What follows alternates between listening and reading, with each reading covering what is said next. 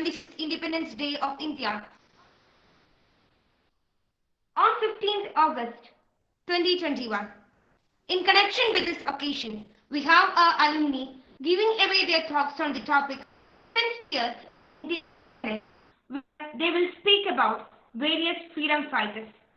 Before getting into the program, I will our principal, Reverend Dr. Sister Regina Ma Joseph, Vice Principal, Reverend Dr. Sister Minimol Matthew, Reverend Dr. Shaji Jones, and our colleague Bursa, Reverend Dr. George Joseph, to this talk series.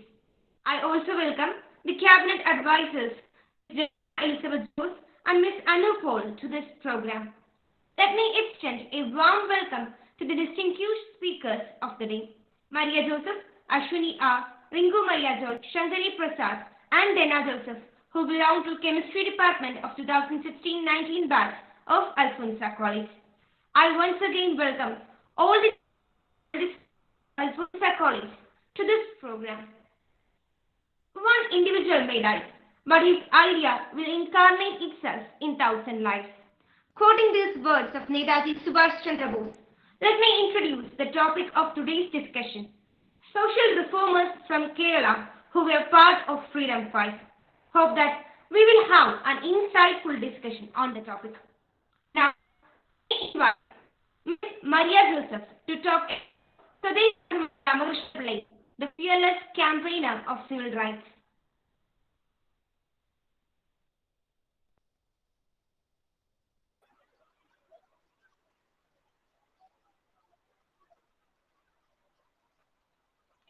Greetings and salutations to one and all.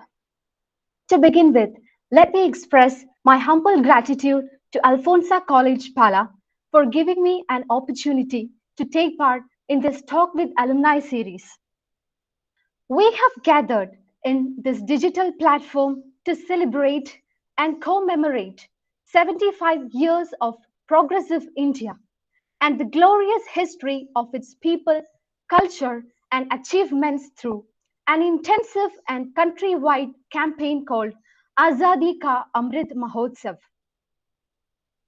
The Indian independence movement was a series of historic events and sacrifices by thousands of freedom fighters. Undoubtedly, Mahatma Gandhi, Subhash Chandra Bose, Jawaharlal Nehru, and many more are amongst the famous freedom fighters, and they have got the spotlight too. But there are some unsung heroes from our state of Kerala who played crucial role in India's freedom movement. So let me introduce one such hero to you. We all must be familiar with the hot debates on the freedom of press and intolerance.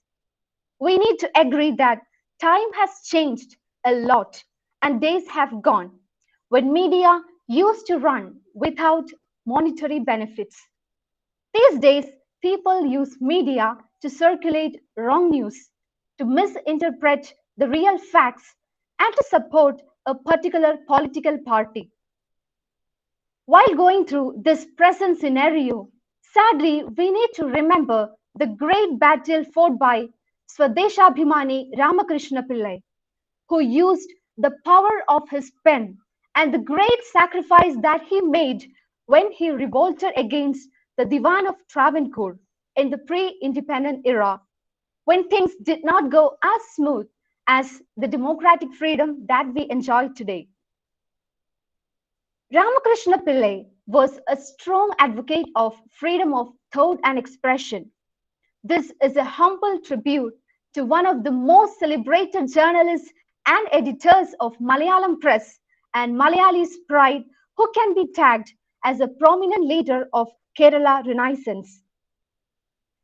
Swadeshabhimani Ramakrishna Pillai was born on 25th of May 1878 in Neyatankara of present-day Thiruvananthapuram district into the Mullapalli family as the youngest son of Narasimhan Poti and Chakkiyamma. Since childhood, he was keen towards reading and free thinking. During his college days in Thiruvananthapuram city, he got the chance to interact with great personalities like Ullur S. Parameshwar Iyer, A.R. Rajaraja Varma, Kerala Varma Valiyakoi Tamburan, and so on. Slowly, his writings got published in leading newspapers then. At the age of 21, he joined as the editor of Kerala Darpanam. He reported the corruption and partiality that existed in the higher ruling class, which brought the wrath of prominent rulers at that time. This eventually made his uncle Keshava Pillai angry, and he tried every other way to stop Ramakrishna from journalism. But he was not willing to put a full stop to his profession. Later, he joined dailies like Kerala Panchiga and Malayali, but he had to leave them since their owners did not support his ideologies. He continued his mission by associating with several other dailies, but his challenging attitude and stand for freedom of expression gave tension to their owners, which worsened his relationship with them. In 1905, a scholar and freethinker called Abdul Qadir Maulavi, better known as Wakam Maulavi, started a press called Swadeshabhimani, and he gave the editorship to Ramakrishna Pillai with the full freedom to run the press. It was his association with this daily that changed his life forever. He started Vidyarthi magazine for students and Sharada magazine for ladies. In 1907, P. Rajagopalachari served as the Diwan of Travancore. During his time, Ramakrishna Pillai wrote fearlessly about the corruption, injustice, and extravagance of the rulers using the money from the state treasury. He wrote columns and series criticizing the upper sector, mostly targeting the wrong policies made by the Diwan. This brought the wrath of Maharaja Moolam Thirunal and other higher officials. Ramakrishna Pillai was forced to shift his printing press from Anjadenga to Neyatinkara, his hometown.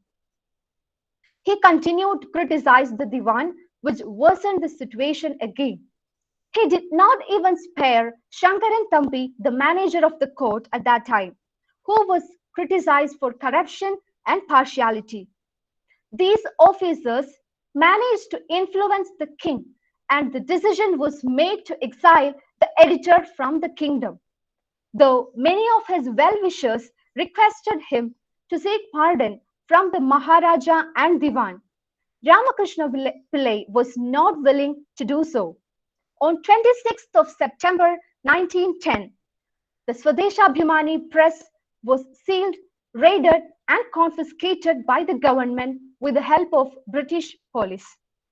The same night, Ramakrishna Pillai was banished from Travancore to Tirunelveli, the Madras province of British India.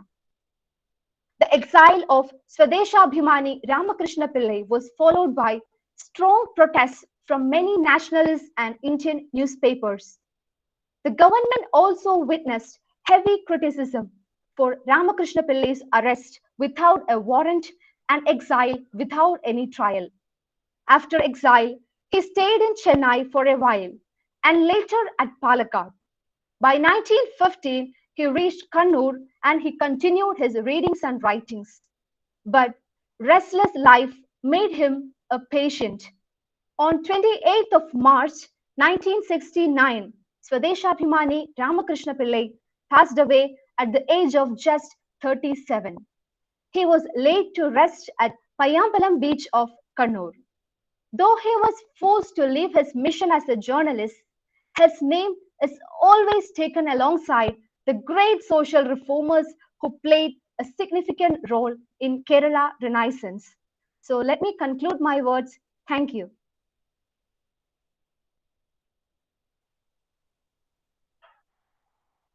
Thank you, Maria ma'am, for your valuable words. Next, I call over Miss Ashwini R to talk about the strong freedom fighter, Muhammad Abdul Rahman.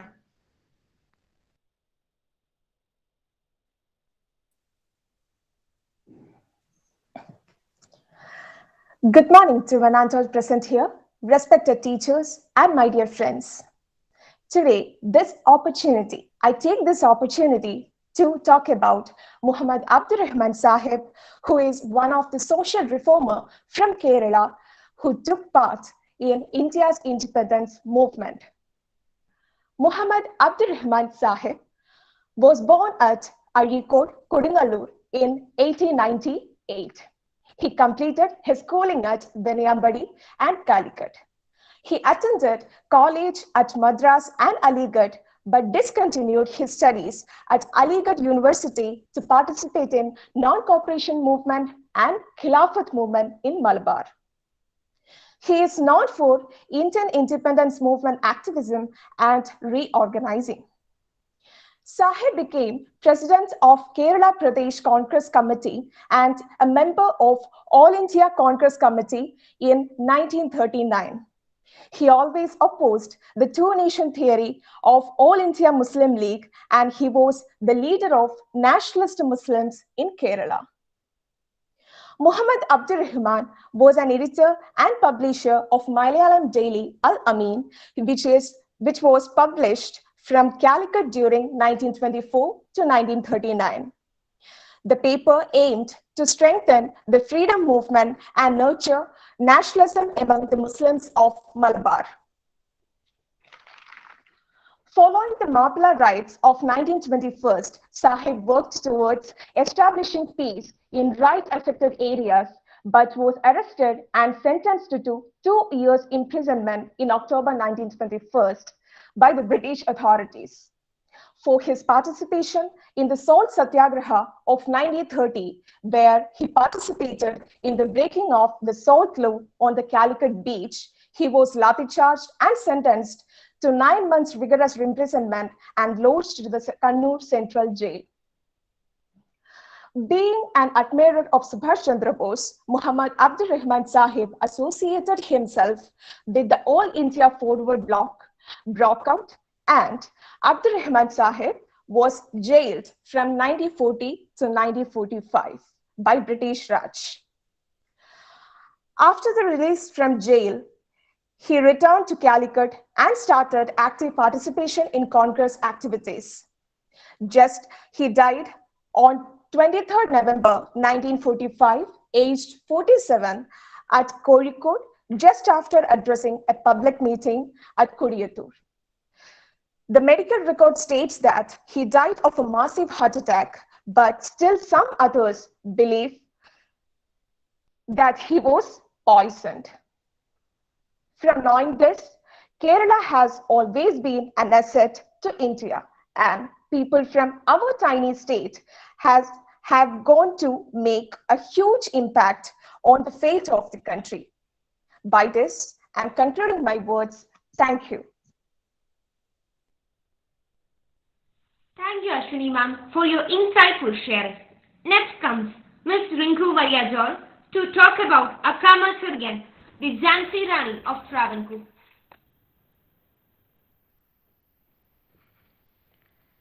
Thank you, Megha, and good morning to one and all present here. First of all, I would like to extend my sincere gratitude for inviting me as part of this lecture. More than that, I feel privileged to come back to my college. Myself, Ringu Maria Joy, a proud alumni of Alfonso College, Pali. I would like to extend your attention to one of the most famous social activists, Akkama Cheriyan. I am the leader, shoot me first before you kill others. These were the brave words of brave Akkama Cheriyan, who led a mass rally from Tampanur to the Kaudir Palace of Maharaja Chittra Tirunal to get the ban on the state congress lifted. Akkama Cheriyan was an Indian independence activist from the erstwhile Travancore, India.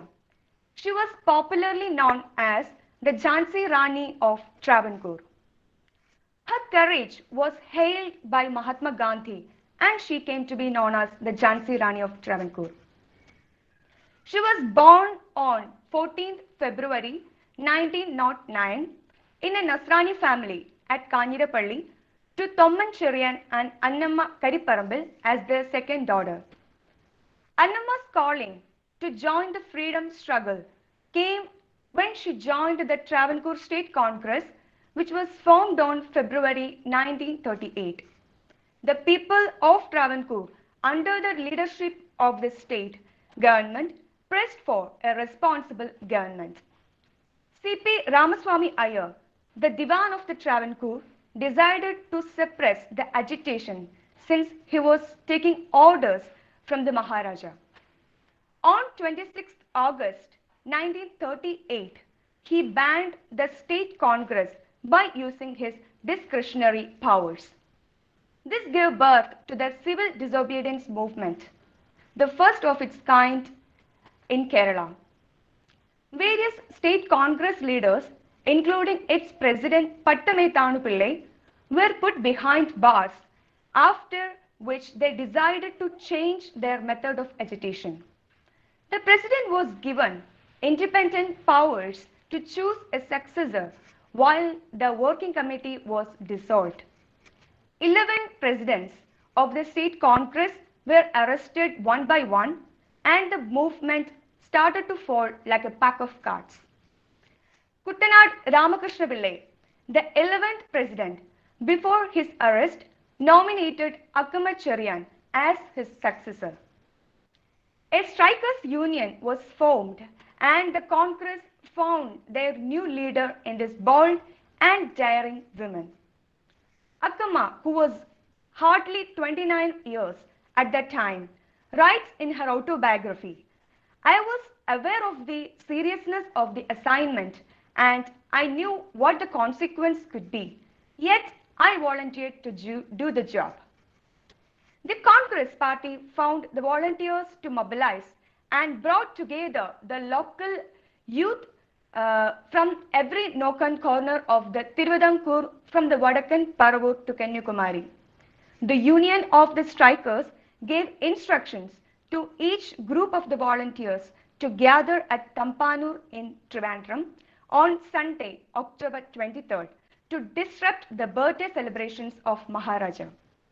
From the break of the dawn, the streets were filled with the sea of people proudly donning white khadar and Gandhi caps, saying Bharat Mata ki Jai, Mahatma Gandhi ki Jai, and State Congress ki Jai. Soon, the Tampanu railway station made a turn into an ocean of protesters, putting their feet down against the dictatorial rule of the Maharaja. She then proceeded towards the royal palace, with the people following their courageous leader to present the people's memorandum to the king. The protest continued despite the hurdles that it had to encounter, until the government agreed to release its prisoners and lift the long-standing ban on the state congress. Thus, one of the most momentous people struggles staged in Travancore in the pre-independence era came to an end. In October 1938, the working committee of the state congress directed Akkamachariyan to organize Desha Sevika Sangh, the female volunteer corps. She travelled tirelessly across various local centres of the congress and appealed to the women to join as members of this Desha Sevika Sangh. Akkamma's untiring efforts led to the surge in the number of women volunteers in the local bodies of the state congress. Akkamma was arrested along with her sister Rosamma Punnus on 24th December 1939 for participating in the first annual conference of state congress. She was sentenced to an year's imprisonment, where she was harassed, verbally abused and tortured. After her release from the jail, she became a full-time worker of the state congress and went on to become its president. Akkamma was elected without any opposition to the Travancore Legislative Assembly from Kanjirapalli in 1947. In early 1950s, she resigned from the Congress party for being denied a ticket and contested as an independent candidate from Muvattupuzha constituency. In 1967, she contested the assembly elections from Kanirapalli as a Congress candidate, but was defeated by a Communist Party's candidate, after which she never stood for an election again. Later, she served as a member of Freedom Fighters Pension Advisory Board.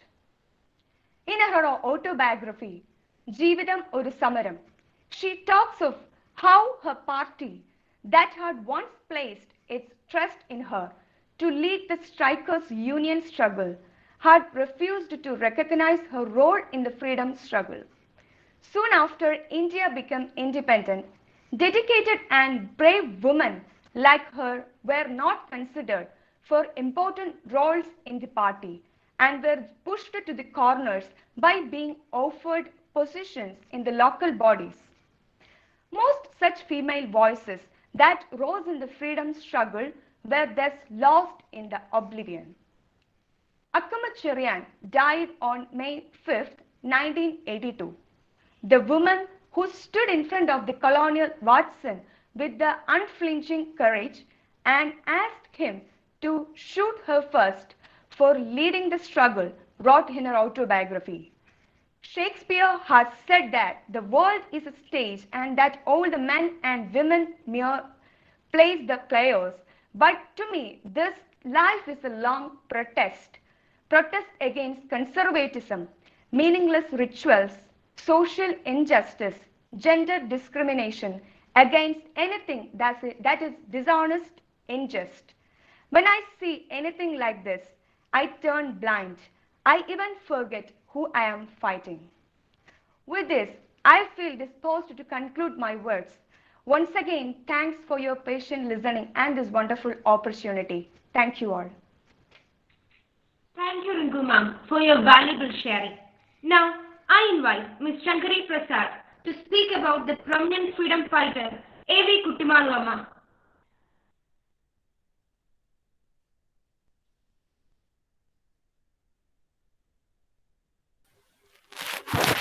Good morning, and thank you for inviting me to this talk. We have heard of various women leaders of freedom fight.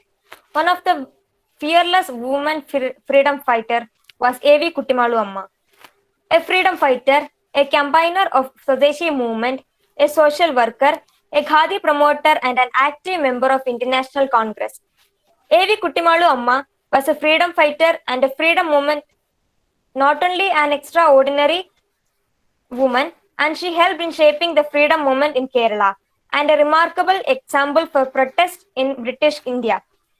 Her early life was A.V. Kuttimalu Amma was born in 1905 in Annakara Vadakathu family in Malabar. She was married to the president of Kerala Pradesh Congress Committee and a member in Madras State, Kozhippurathu Madhava Menon. She hailed from Annakara Vadakathu family in Kuttanad, which gave India several women activists and social workers, including Mrinalini Sarabhai, Captain Lakshmi, and Mallika Sarabhai. Her life as a social worker. Kuttimalu Amma joined the Swadeshi movement in 1930, and soon she became a popular figure. She led a group of women in picketing the foreign clothes shop in Kozhikode in the year 1931. Apart from promoting the handloom, Kuttimalu Amma was remembered remembered in setting up orphanages in the state. She spent her freedom fighter hours. She was a woman of rare courage. She joined the civil disobedience movement in 1932 and leading a group of women along with her 2-month-old daughter girl in her arms. She was arrested and imprisoned for 2 years, and along with her, she took her infant daughter to the jail. She was actively associated with Indian freedom struggle and was arrested twice in 1940 and in 1942. She was elected as a president of Kerala Pradesh Congress Committee in 1944 after her release. She passed away in 1985. Thank you. Thank you. May I invite Ms.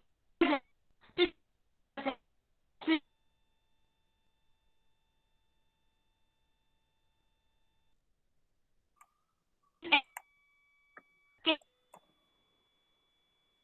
Thank you, Megha, and good morning, all. Today, I would love to introduce a prominent leader from Kerala, K. Kalapan, or Kerala Gandhi. One of the prominent Renaissance leaders from Kerala, K. Kalapan has left an indelible mark on the state by virtue of being a social reformer and a freedom fighter. Born on 24th August 1889 in a small village in Calicut, Kalapan fought two battles, one for social reforms and other against the British. Despite these tribulations, his attitude and his non-confrontational approach earned him the name Kerala Gandhi. The 19th and the early 20th century were a dark phase for India. K. Kalapan's initial professional life as a teacher and then as a principal was cut short when he decided to be a part of the non-confrontational movement led by Gandhi. Ever since then, there was no stopping him. Kalapan led the pioneer and Calicut Salt Satyagraha and was chosen as the first Satyagrahi from Kerala in the individual Satyagraha movement launched by Gandhiji. The Vaikam Satyagraha and the Guruvayur Satyagraha in 1932 brought Kalapan to the forefront of the freedom struggles in Kerala. In 1942, he was jailed for his participation in the Quit India movement.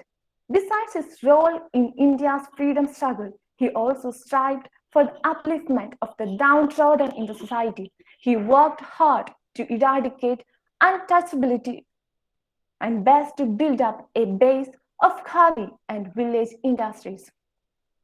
Apart from his selfless commitment towards the cause of India's freedom, one of the major achievements attributed to K. Kalapan is the Guruvayur referendum. In the late 1920s, there was a movement for the right to enter the Guruvayur temple.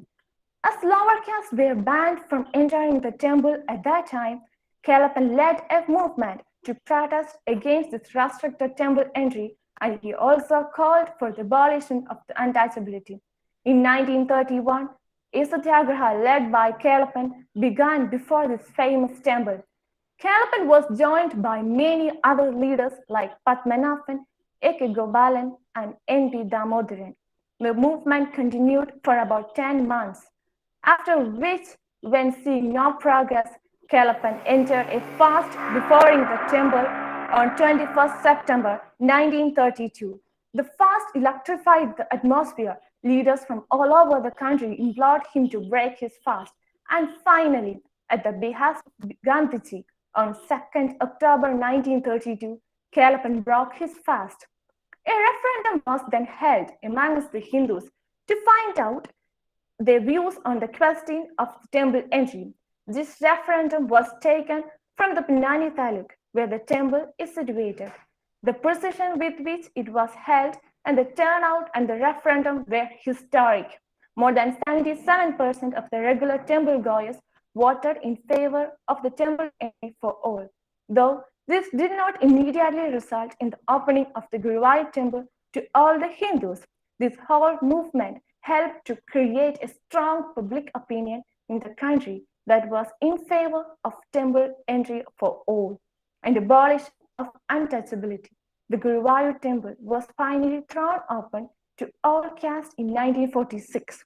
This referendum paved the way for many private temples owned by Savarnas and upper caste groups to open their doors to public at large irrespective of caste or class. Kalapan was a social reformer, a freedom fighter, and was a founding member and president of Nayar Service Society. His reformist attitude is hailed even today.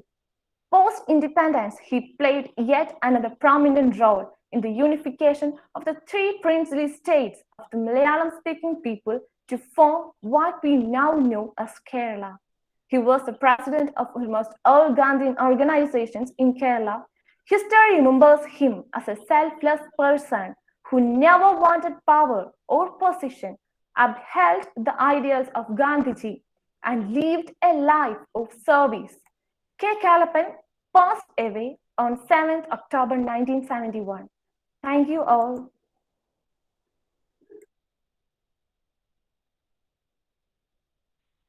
Thank you, ma'am, for your valuable words. India's independence movement was a series of historic events and sacrifices of thousands of freedom fighters. There is a much violent and chaotic history of fierce rebellions, wars, and movements done by thousands of spirited Indian freedom fighters. Hope that this initiative enabled us to recollect the selfless contributions of some of such brave fighters who sacrificed their blood and soul to attain freedom for our motherland. I express my sincere gratitude to the speakers of today on behalf of Alphonsian Student Cabinet, Presire, and the College Administration Committee. Thank you for your support. I extend our sincere gratitude to our respected Principal, Reverend Dr. Sister Regina Ma Joseph, Vice Principal, Reverend Dr. Shaji John, Reverend Dr. Sister Minimol Matthew, and our College Bursar, Reverend Dr. George Joseph, for supporting us throughout this initiative. I express my heartfelt thanks to our cabinet advisors. I once again extend warm gratitude to all of you for joining this meeting and making this such a profound success. Thank you and have a nice day.